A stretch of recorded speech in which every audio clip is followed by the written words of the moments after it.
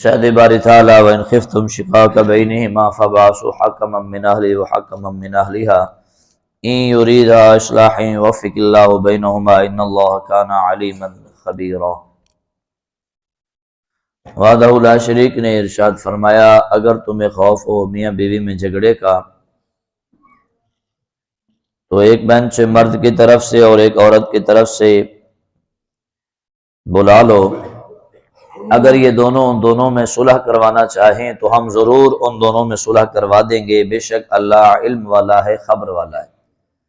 اگر آپ کو کل کا درس یاد ہو تو اس میں وحدہ لا شریک نے ارشاد فرمایا تھا، اگر تمہیں اپنی عورتوں سے کوئی خوف ہو انہیں سمجھاؤ یا علیحدگی اختیار کرو یا برائے نام ہلکا سا، جو سارے وہ کل بات کی تھی، 3 باتیں اگر میاں بیوی کے درمیان کسی معاملات پر کوئی بات چیت ہو جاتی ہے، ناراضگی ہو جاتی ہے تو کسی طریقے سے شریعت نے بتایا ہوا ہے اس سے سمجھانا۔ اس آیہ کریمہ میں ایک اور پہلو وحدہ لا شریک نے بیان فرمایا۔ اللہ پاک نے ارشاد فرمایا، پھر اگر تمہیں دیکھو کہ تم سلجھانے سے بھی وہ سمجھ نہیں پا رہی، علیحدگی سے بھی وہ سمجھ نہیں پا رہی، کوئی معاملات تمہارے نہیں کسی منزل تک پہنچ رہے، لڑائی جھگڑا بڑھ رہا ہے، اضافہ ہو رہا ہے، تو پھر تم مرد ہے تو طلاق دینے میں جلدی نہ کرے، عورت ہے تو خلع لینے میں جلدی نہ کرے، ایک اور راستہ ہے اسے اپناؤ۔ چونکہ ہمارا معاشرہ جو ہے بالکل بہت جلدی جذبات میں آ جاتا ہے، مرد کو زیادہ ہی جذبات میں آ جاتے ہیں اور کھڑے ہی کھڑے 3 کی بجائے کچھ لوگ ہزاروں طلاقیں دے چھوڑتے ہیں، حالانکہ ضرورت صرف 3 کی ہوتی ہے، لیکن وہ کھڑے ہو کر تجھے 1000، تجھے 2000، تجھے 10,000، تجھے 1,00,000، پتہ نہیں کیا سے کیا بول جاتے ہیں۔ یہ مردانگی دکھاتے ہوئے یہ کوئی ایسا کمال نہیں ہے، یہ اس پر سخت ناراضگی کا اظہار کیا گیا اس عمل پہ۔ اس آیہ کریمہ کو ذرا باریکی سے سنیں، وحدہ لا شریک نے ارشاد فرمایا، اگر تمہیں خوف ہو جائے جھگڑے کا میاں اور بیوی میں، ابھی طلاق نہ دیں، ابھی عورت خلا نہ لے، اور راستہ اپنائیں۔ کیا یا اللہ راستہ؟ فرمایا کہ ایک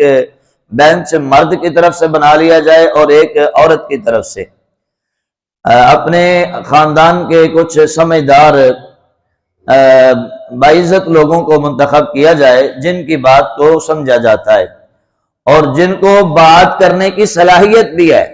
یہ نہیں کہ جو فیصلہ کرنے کے لیے آئیں وہ ان سے بڑے جذباتی ہو، 5 منٹ کے اندر علیحدگی اختیار کروا کے پیچھے ہو جائے، جو جاتے ہوئے یہ کرے ہاں جی یا فیصلہ کر دو یا اٹھا دو، جاتے ہوئے ایسی بات، اچھا فیصلہ کرنا لے لو فیصلہ جاؤ،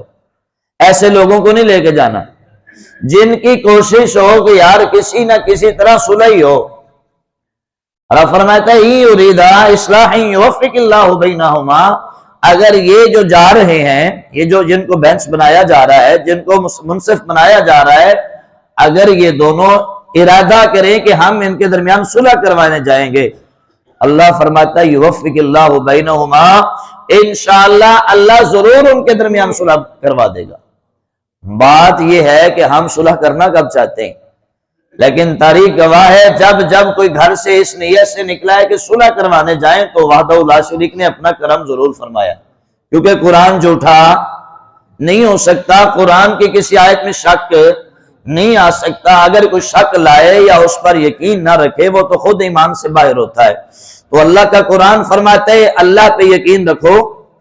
اور تم صلح کروانے جاؤ۔ جو بندہ صلح کروانے کی نیت سے گھر سے نکلتا ہے نا، اللہ کی رحمت مدد بھی فرماتی ہے اور لڑائی جھگڑوں سے محفوظ بھی فرما لیتی ہے اور صلح کا راستہ بھی کھلا فرما دیتی ہے۔ ان اللہ کان علیما خبیرا، ساتھ میں اللہ پاک نے آیت کا لفظ ہی ایسا بول دیا کہ میں جانتا ہوں اور میں خبر رکھتا ہوں کون صلح کی نیت سے نکل رہا ہے، کون لڑائی کی نیت سے نکل رہا ہے، کون طلاق کی نیت سے نکل رہا ہے اور کون خلع کی نیت سے نکل رہا ہے اور کون کس نیت سے جا رہا ہے، اللہ خوب جانتا ہے۔ لہٰذا یہ مت سمجھنا کہ تم گھر سے نکلو کہ آج ان کو کروا ہی دینا ہے اور وہاں جا کر کہو یار صلح ہی کر لو، تو اللہ تو جانتا ہے نا تم ان کو دھوکہ دے سکتے ہو، اللہ کو دھوکہ نہیں دے سکتے۔ لہٰذا تم اللہ سے ڈرتے ہوئے، اگر اللہ نے آپ کو عزت دی ہے، آپ کو منصف بنایا ہے، اللہ عزت نہ دے تو کسی کو مل سکتی ہے؟ وَتُعِزُّ مَن تَشَاءُ وَتُذِلُّ مَن تَشَاءُ، اللہ ہی چاہے تو کسی کو عزت دے، اللہ ہی چاہے تو ذلت دے، تو کوئی کسی کی نظر میں منصف بن جائے اس سے بڑی کوئی عزت ہے؟ منصف تو اسے بنایا جاتا ہے جو قابل عزت ہو، جو قابل اعتبار ہو، جس کو زمانہ سمجھے کہ یار اس کو بات کرنی آتی ہے، بڑی مشکل محنت کے بعد انسان منصف بنتا ہے، تو زمانہ جسے منصف جانے میرے اللہ نے اسے عزت دے دی ہے،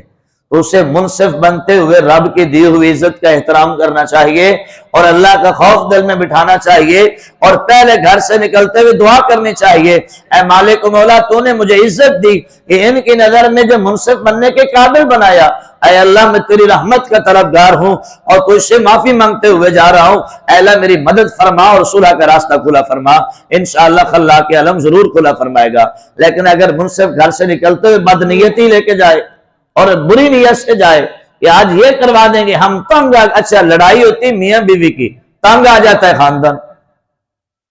لڑائی ہوتی میاں بیوی کی، تنگ خاندان، لڑائی تنگ آ گئے ہم ان سے، آج طلاق ہی کروا دیں گے۔ واہ واہ واہ رے سبحان اللہ تمہاری سوچ، جو گزار رہے ہیں زندگی، جو لڑ رہے ہیں وہ ابھی تھکے نہیں، انہوں نے طلاق دی نہیں، ادھر ادھر والے پہلے ہی تھک گئے ہیں، طلاق دیوانے پہ آ گئے۔ آج کسی کی بیٹی کو طلاق دلواؤ گے نا، کل تمہاری بیٹی چین سے نہیں بیٹھے گی، وہ بھی یہ تحفہ لے کر گھر میں آئے گی۔ آج کسی کا گھر تباہ کروانے کی نیت رکھتے ہو، تمہارے بچوں کا گھر کبھی آباد نہیں ہوگا، بہت جلد وہی تباہی لے کر اپنے گھر میں واپس آئے گا۔ لہٰذا آج کسی کے بچوں کے گھر کو آباد کروانے کی نیت رکھو، اللہ تمہارے بچوں کے گھروں کو آباد فرمائے گا، کیونکہ یہ دنیا مکافات عمل کا، تلک الایام نداولها بین الناس، پھر اللہ فرماتے ہیں ایام تو لوگوں میں بدلتے رہتے ہیں، دنیا مکافات عمل کا نام ہے، جیسا کرو گے ویسا بھرو گے۔ آج کسی کے لیے دل میں برائی ڈالو گے تو تمہارے لیے کوئی اچھائی نہیں ڈالے گا، لہٰذا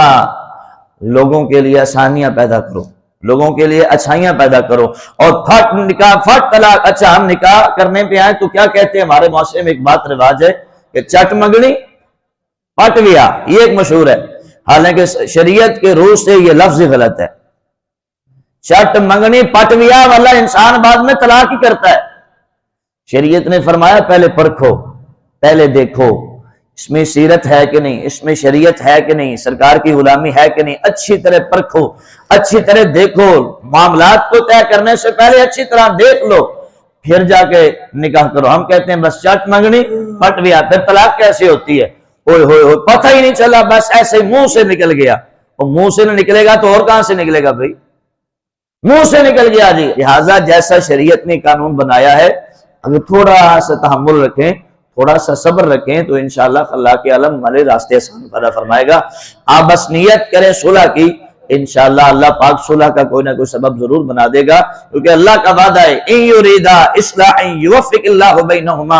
اگر تم صلح کا نیت کرو انشاءاللہ ہم موافقت بنا دیں گے، کیونکہ ہمارا کام ہے۔ لیکن اگر غرور میں پڑے رہ جاؤ گے تو ان اللہ لا یحب من کان مختالا فخورا، اللہ فخر کرنے والے کو، اللہ غرور کرنے والوں کو، اللہ بڑائی کرنے والے کو بالکل پسند نہیں کرتا۔